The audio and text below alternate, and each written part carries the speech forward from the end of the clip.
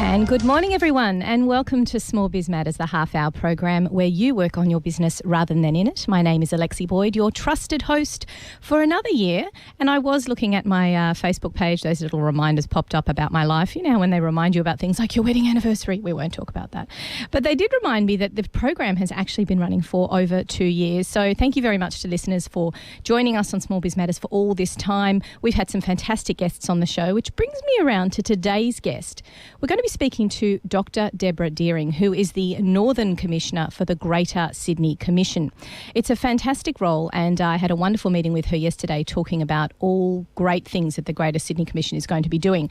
It's a holistic approach to looking at the development of Sydney in terms of infrastructure, population growth, schools, basically everything that matters not only to the population but especially to those in business. It's going to be an interesting picture that it'll paint over the next decade or so. And what's interesting as well is it does have bipartisan support, which means that the Labor Party has thrown its weight behind the Greater Sydney Commission as well, which means that even if we do have any sort of a change of government or if there's any political changes, we can be assured that the work that they're doing by examining the role of Sydney in the coming decades and years is going to continue, which is good news. I was speaking to Dr. Deering yesterday, and she mentioned that it's happening on multiple levels. There's obviously those who are involved in major planning across statewide and across Sydney-wide that are meeting, plus it goes all the way down to the district level, and she's going to be taking us through that a little bit later on in the show. We'll be welcoming her at around 9:30. Now, just before we start that, I thought I'd bring up something that's quite topical in the news for small business at the moment, and that is this weekend. It's come to my attention that a lot of small businesses I've been speaking to are concerned about people chucking sickies. I don't want to say that Australians are known for it. I think it's a very Australian term. I think it's a little bit unfair, quite frankly, for someone who's worked overseas and known that Australians are very hard workers. I don't think it's fair to assume that all employees will be doing that. But some tips I thought I'd bring into the fore today about employment and dealing with employees. If this is the first time, I know a lot of people take on staff at the beginning of the year. This might be your very first time you have to have that conversation with your employees. But it is important to have that conversation in advance. So a lot of businesses were saying, I don't know what to do. I'm expecting half of my workforce to just not turn up or basically ring in the morning and say that they're sick, even though I know they're not, on the Friday. So how do you handle that as a business owner? How do you put it on the front foot and think of these things in advance? Because January is a tumultuous time of year for businesses anyway.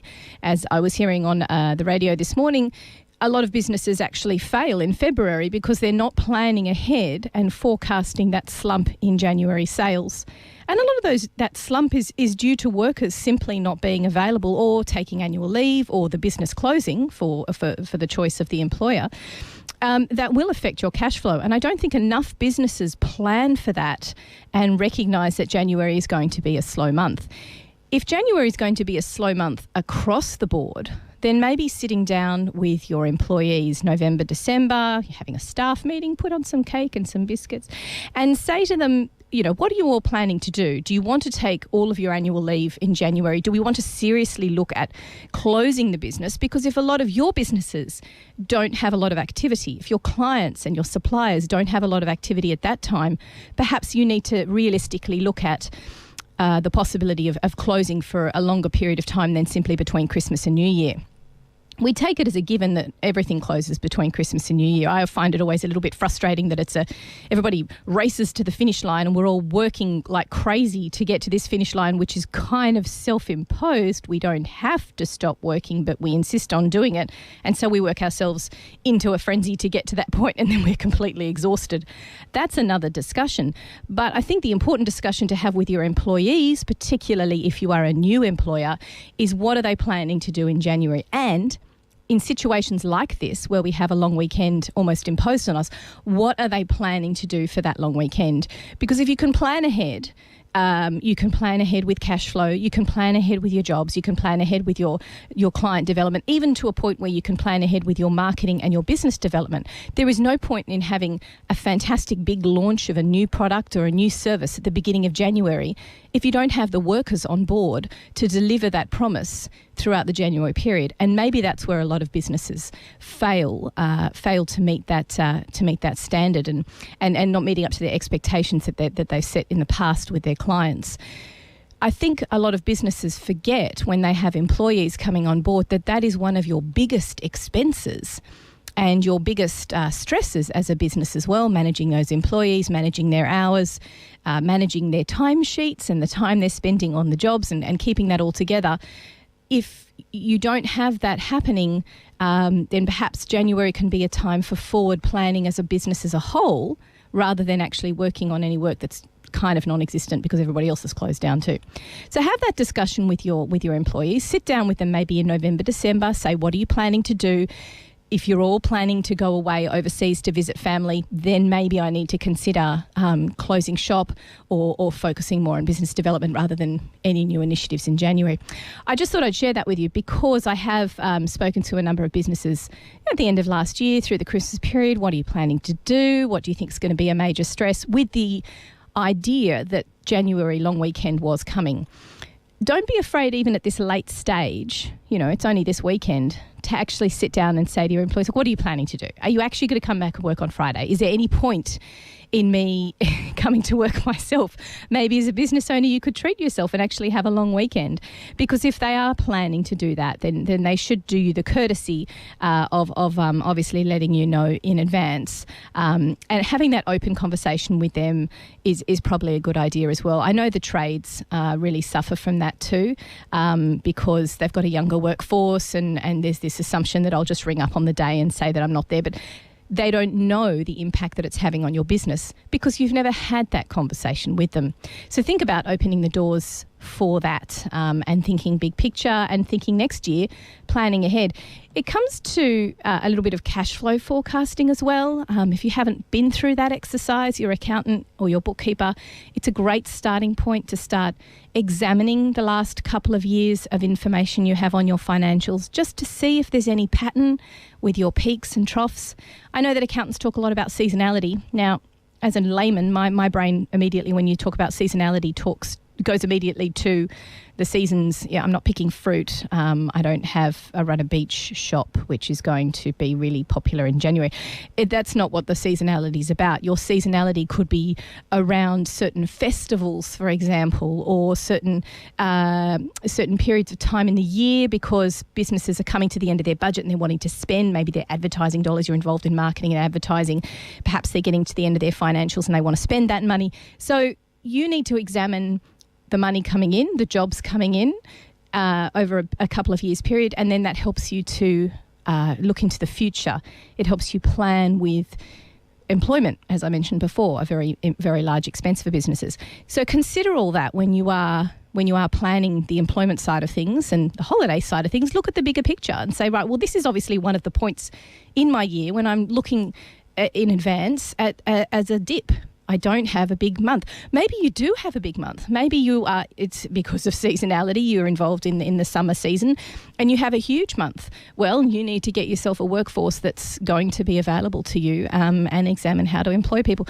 It's really big picture stuff, but I think situations like this weekend where businesses are faced with, I know people are not going to turn up, get on the front foot, have those conversations and plant the seed in your mind that you're looking at the bigger picture. As well.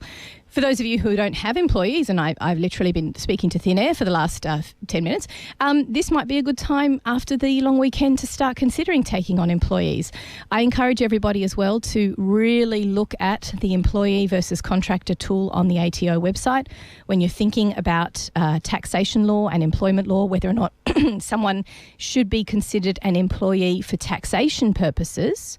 Remember, they need to be considered an employee for employment law purposes as well. Two different streams of law, and you need to make sure that you're covering yourself. There's a lot of people out there, small businesses out there, who are still imposing contractor status on people who should be deemed as employees. Now, even if both parties agree, it doesn't make it legal. So please make sure you examine that. Go to the ATO website, find out more information. They are getting a lot of information on there about employee versus contractor tools now. And then once you've established it with them, then go to Fair Work and make sure that you've established it correctly with employment law too. It is a basket case, and it does do a lot of businesses head in, but unfortunately they are cracking down on what's called sham contracting, where businesses are imposing contractor status on employees when they shouldn't be, when they should be deemed as employees. So check that out. Make sure you're doing things correctly. Check with a legal team if you have one. Ask your accountant, ask those around you to help, because you don't want to be getting it wrong if you're in an audited situation. I just thought I'd give you a few tips around employment today, because we did cover off hiring employees before the break and some tips and tricks. You can, of course, check out the blogs and podcast page on the smallbizmatters.com.au website, which will have all of the blogs and podcasts from the previous, including today's interview with Dr. Deborah Deering, if you're not able to stick around. We hope you will, though, because it's going to be absolutely fascinating to find out what the Greater Sydney Commission has in store, not just for Greater Sydney, but actually for the people of Hornsby Ku-ring-gai, because we are unique, and that's what I'd like to question Dr. Deering about. How are we going to maintain that uniqueness? How are we going to keep that feel that we have and we hold so dearly here in Hornsby Ku-ring-gai? And keep it so it doesn't become an homogenised area of Sydney. That's very, very important. Just one other thing I wanted to raise our attention to. There was a great article in SMH Small Business section today, and I was quite intrigued by the title, The One Question This CEO Starts Every Job Interview With. It's quite an interesting perspective. His question, and I'm not going to make you hang on, but basically the question is, it's pretty... hang on, where is it? It's basically where he's asking them... Oh, I can't find the question now. It was really clever. Oh, okay. He basically says, this is a great opportunity. What do you think about it? And I think that's a really fantastic opening question, because it immediately puts them on the front foot having to think when they've got all this stuff prepared. You find out a lot about people's personalities when you give them a very open-ended question. And through such a fantastic question as that, you find out what they think of this position. They should have done their research on the company, so immediately finding out whether or not you've got someone who's going to put in that extra mile simply to get the job, let alone when they're in the job. And also a little bit about their personality and what sort of drives them and what they're hoping to get out of the position if they were to move on. So I think it's a really open-ended, fantastic question. I just wanted to leave you with that for today so you can have a think. We have a very special guest in the studio, Dr. Rebecca Deering, the North District Commissioner from the Greater Sydney Commission. Now, I'm just going to give you a little bit of overview as to what the Greater Sydney Commission is trying to achieve. It's a new independent New South Wales government agency leading metro planning. It's released a first ever 20-year draft district plans for each of the Greater Sydney's 6 districts and a 40-year vision towards a Greater Sydney in 2056. As I mentioned before the break, it has bipartisan support. It will continue on despite or irrespective of what happens politically. And it really is looking at the greater picture. Greater Sydney is growing, as we all know, especially people in this area will be very much aware of it. The largest component, of course, is population growth through natural increase, which means more births and people living longer. So these plans are about intergenerational equity, which I think is a really important point, making places, jobs for our children and grandchildren to live here in these areas, not moving from one area of Sydney to the other, which is kind of what happens now. And I think that's a really exciting part of the Greater Sydney Commission. So we've got here with Dr. Deborah Deering. Thank you very much for coming on the show today. Hi, Alexi. My pleasure. It's great to have you, because we're going to be going through quite a lot of detail as to what it means for the businesses and the people of Hornsby and Ku-ring-gai. First of all, let's just take a broader perspective. The role of the Greater Sydney Commission. Take me through really what is top line. What is the hope in that period of time? Okay, the Greater Sydney Commission was established to look at almost what we'd call the missing middle of planning. We've always had local councils looking after our local issues through their local environment plans, their development control plans, etc., who have a very good connection with the local community views, etc. We have also had the state government looking at a metropolitan-wide and a state-wide perspective on what we hope and what we aspire to for the whole of Sydney.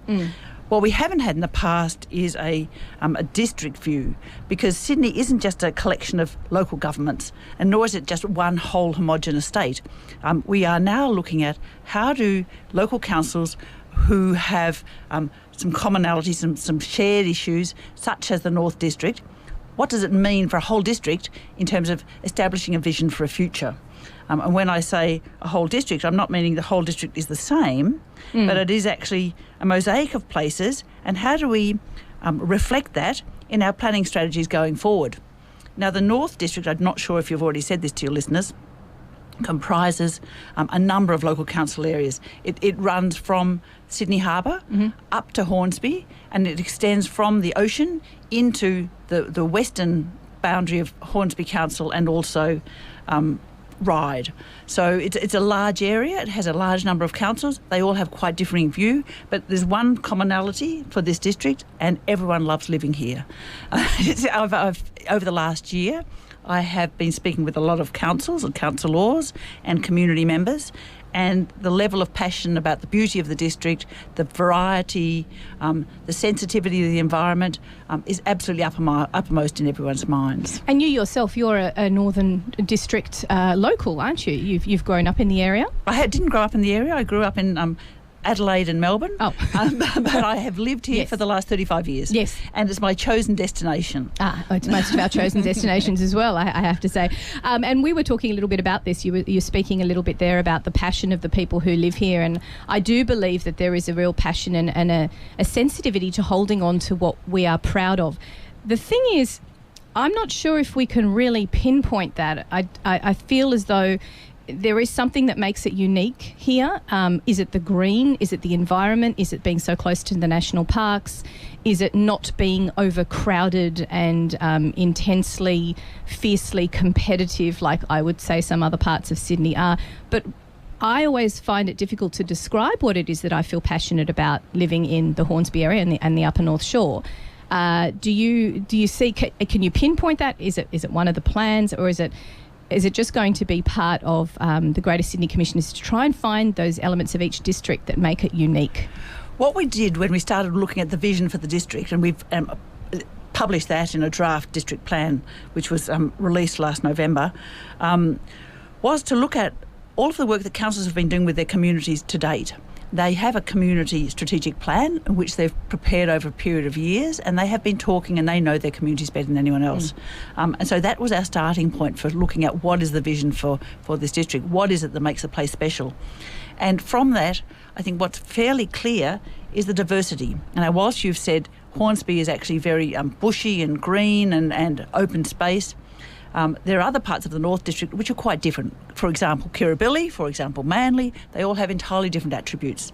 So in many respects, what makes this district special is the diversity, the change of not just densities and lifestyles, but the choices.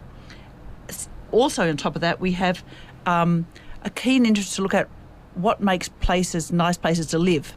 Often great places to live are defined by how people move around. Can they work in the district? Do they have to commute? Do they have the quality of environments? Even though those environments might change in their character. They might be an urban character, such as down at Kirribilli or North Sydney, but they may well be a more suburban character, such as around Pennant Hills or around Hornsby or Ku-ring-gai. And you mentioned there the importance of having that hub, that area of transport. I mean, realistically, if we're going to be creating these hubs of people which are non-homogenous and celebrate the diversity and the differences in them, it has to be around a transport nodule, right? Well, one of the key, obviously a key role of planning in Sydney and district planning in particular, is to deal with transport, education, health, housing, jobs. How do they all come together in an integrated way to make great places? And yes, it does make sense that where you've got transport infrastructure, to maximise and optimise that transport infrastructure with a whole lot of uses around it.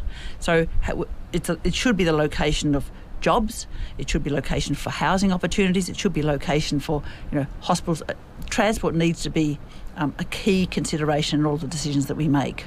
I have to say that is one of the things that I find really exciting about the Greater Sydney Commission is you mentioning all of those things in one sentence instead of having a media release that talks about transport or something about, low density, low socioeconomic housing, which we're hearing about a lot in the news at the moment. We are actually hearing all of those things being spoken about at once and looking at it in different ideas. Is that really what the Greater Sydney Commission is trying to achieve across all the districts? Certainly one of our key tasks has been to help coordinate and integrate the consideration of a whole lot of government infrastructure, not simply housing. In the past, planning focused on housing predominantly and jobs predominantly. We are now working very closely with the transport agencies, the health infrastructure agencies and the education agencies to make sure that they can all be aligned as we grow forward.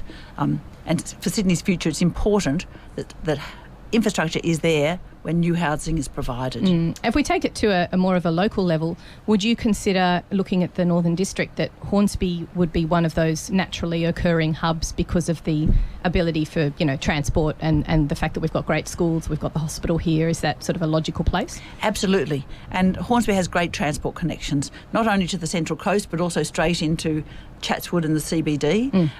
It also has terrific amenity around it. It has hospitals, as you suggest. It has schools, good schools.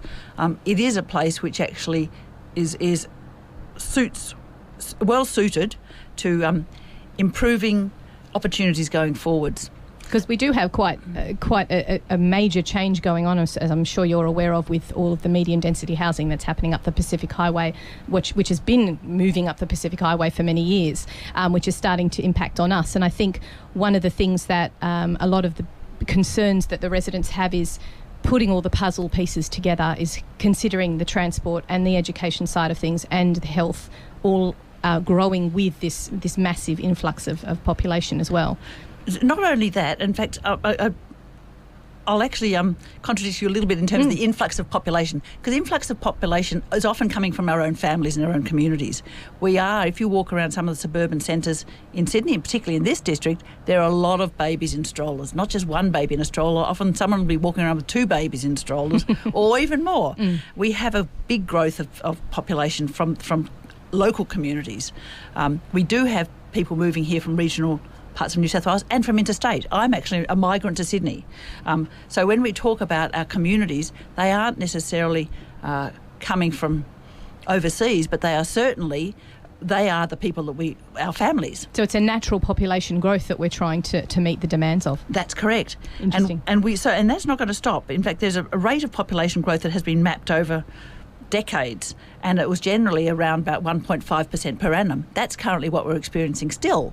Now, 1.5% per annum doesn't seem that much when it's a small city of 500,000 people or 1 million people. When you have a city of 4.5 million people, then that's a whole different challenge in terms of planning and development going forwards.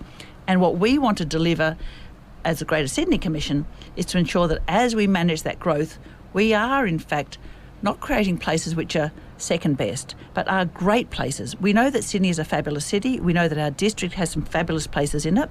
We want to live here. We love living here. We have to make sure that as we manage its growth, we continue to make great places where people really want to be, not places where people prefer to get out of. You mentioned before the collaboration that you're already undergoing with the local level of government, obviously the state government as well. How is that going to continue once the proposal or the recommendations of the Greater Sydney Commission continue?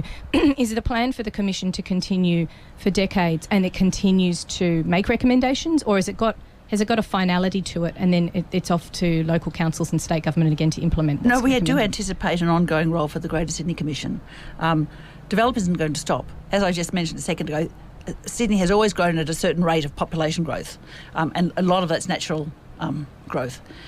It's not going to stop. Cities do continue to grow. How we manage them is critically important. We have to get better at doing it. We have to have an agency, in my view, which coordinates the infrastructure to make sure the services are there as the community needs them. What I should also provide is a little bit of background for those who aren't aware that the Greater Sydney Commission comprises a number of commissioners.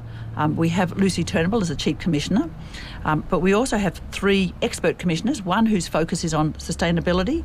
We have another commissioner whose focus is on productivity and economics. We have another commissioner whose expertise is in social planning. We have 6 commissioners who have been appointed or nominated by the districts themselves. For example, I was actually nominated by all of the councils of the North District. It wasn't a state appointment. It was a state. The state minister did sign off on my appointment, but it was on the recommendation of the councils of the district. So it was very much.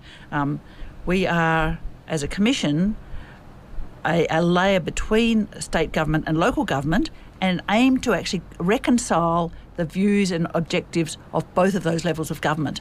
At the same time, the Commission also has 3 ex officio members who are heads of the Departments of Transport, Planning and Treasury.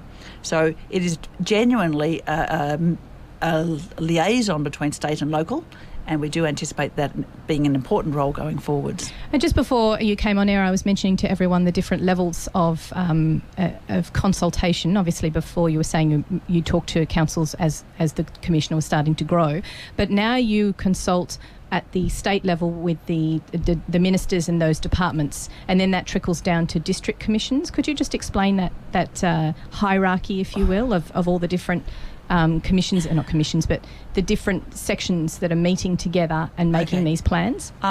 It's probably not in a hierarchical structure. We have consulted with as many people as we can consult with. We have been talking with teenagers at secondary schools. We had a talk bus out in community areas, just talking to the people in the street who walk past. We have had consultation with community groups, be they environment groups, bush care. We have had meetings with development interests. We have had meetings with the ministers, obviously, because they have a keen interest, the ministers of Parliament, State Parliament. We have had meetings and briefings with councillors from each of the councils. We have had meetings and have been working very closely with state government departments and their heads of department, and we have been working very closely with the staff of local councils. So it has been comprehensive rather than hierarchical. We just wanted to make sure that everyone has an opportunity to have a say, and we are currently developing some plans to have some more and ongoing consultation with communities over February and March, and those programs we'll have some more details on those fairly soon. Indeed. We're just going to take a quick short break here on Small Biz Matters. My name is Alexi and you are listening to Triple H 100.1 FM. When we come back after the break, Deborah's going to take us through some of the information and the ways that you can contribute to the Greater Sydney Commission and have your voice heard. And welcome back to Small Biz Matters, the half-hour program where you work on your business rather than in it. We have a very special guest in the studio today, Dr. Deborah Deering, who is the Northern Commissioner for the Greater Sydney Commission. Just before the break, Deborah was taking us through what the Commission is hoping to achieve, the fact that it is a long-term planning structure. It's been implemented by the state government with the support of local government. And it's, am I right in saying it's a tier in between state government and local government to bring everything together as a Greater Sydney picture, but not a homogenous one, still keeping the districts and keeping all the specifics and the things that we love about where we live alive and well. So before the break, we were talking about ways that people can be involved in the criteria. You are looking to make more of an inroad into the community, the individual level. What can people do to access the information and then give feedback on what they feel should be focused on by the Greater Sydney Commission? Okay, for general information, we have a website which is very accessible. Very accessible. I have to say, I can say that it is very accessible and that I have been through it, and there is various levels. You can either grab a cup of tea and spend an evening really going in depth, but there are some really high-level information pieces and fact sheets that you can read too. We've made sure that it's actually plain English and it's not planning speak. The details of that website are at greater.sydney. Very simple, just greater.sydney. We also have opportunities for people to actually join a conversation on Facebook, which is at Greater Sydney Commission, all one word. We have a Twitter account, which is hashtag Greater Sydney, all one word. LinkedIn, we have greater dash or hyphen. Underscore, one of them. No, it's a hyphen. Oh, it's a hyphen. It's a greater hyphen Sydney hyphen Commission. And Instagram, we've got Greater Sydney Commission. So we do have a range of social media that you can actually tap into. We also have an information line if you want to speak to someone in person. Ooh. We have a number, 1-800 number, 1-800-617-681. That's 1-800-617-681. And we have a draft district plan out on exhibition at the moment. That's obviously all the districts, and this is particularly the northern one. That's absolutely right. And we are hoping that people will have a look at it, find the time to read it if they're interested. If they're not, we certainly have an overview document which summarises it. And please give us your feedback.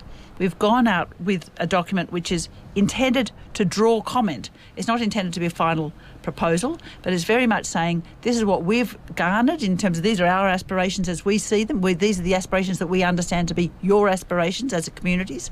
Let us know if we've hit the target, and if we haven't, where have we missed and what should we be looking at? We're very much looking at the long-term sustainability of Sydney. And so we are looking to the future as to how we want Sydney to be as we manage our growth going forwards. And one of those ways that people can make submissions, I know that when I think of submissions, I think, oh, well, I'm not part of a Chamber of Commerce and I'm not part of a bigger group or a community group who would really put forward those submissions. But I like the way with those social media campaigns, you're inviting comment on maybe even quite specific issues. So if you, add and like and follow the Greater Sydney Commission on Facebook, you might find in your feed certain topics being brought up for discussion and a discussion that's going on underneath it. And I think that's a really exciting thing to be a part of, is to lend your voice to what you feel is important to you in your area or an aspect of the Greater Sydney, what you think needs to be focused on. And I know one of those things we were discussing yesterday was intergenerational. And I think that's a really exciting word that's part of the Greater Sydney Commission's plan, is what do you want to happen for your kids and your grandkids in this area? What do you think it will be that will mean growth and jobs and opportunities and looking to the future of education and work and business in that area that keeps people here instead of people flying from one end of Sydney to the other? So is that one way that an individual can read and then make comment on? Absolutely, absolutely. We want to know what are people's aspirations going forward for their families, for their locality. We know that there are certain things, we have challenges that we have to address. Our growth and the environmental quality, our sustainability, our climate change challenges. But how in that process are we going to make sure that we preserve what's special about the places? And really the people who are the experts are the people who live there. That's right, absolutely right. We are experts in our field. Yes, you know the area certainly better than we do, and we may be able to come to that discussion with some scientific data or some planning data or some expertise which can add to the discussion, to the rich discussion. But it certainly needs local knowledge as well as more broad leading edge expertise to deliver a good outcome. That is one thing I can say about the people of Hornsby, is they're very passionate about being locals in Hornsby, Ku-ring-gai. And I think that's one way that they can really give to this submission process. What is it that you love and you want to hang on to and you want to maintain about living here? Bringing that back around to business though, what can a small business or a medium-sized business who can more likely see the future of where they will be in 5 or 10 years' time because they've done their due diligence and they're doing their business planning, what can they submit in terms of what they would like to see to help their business grow? You are looking for even specifics on, well, this is a need that I have as a business and how I can make my business grow. What would you expect to hear from those sort of people? Well, it's a two-way conversation in terms of small business or local business, I think. If you look at our website, you'll see a whole lot of information which talks about the changes which are happening. They're not changes that can be readily stopped. Our population is changing in its demographic profile. That in itself is very interesting for small businesses or medium-sized businesses to understand what your client base is now and what it's likely to be in 5 and 10 years' time. It's worthwhile looking to the future. Any business person knows that you don't just, strategise for the next 12 months. You strategise 12 months, 5 years and 10 years out. And so there's some very interesting information there.